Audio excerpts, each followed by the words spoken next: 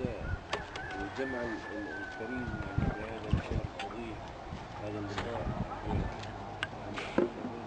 شيء لا تنسى، يعني لازم ما ننساها ابدا. يعني علينا في مشاهدة اخواننا في تونس وبارك فيهم وبارك فيهم.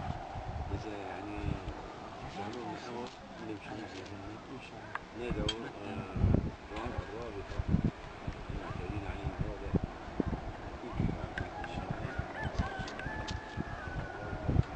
وعلى سيدنا محمد وعلى آله وصحبه أجمعين.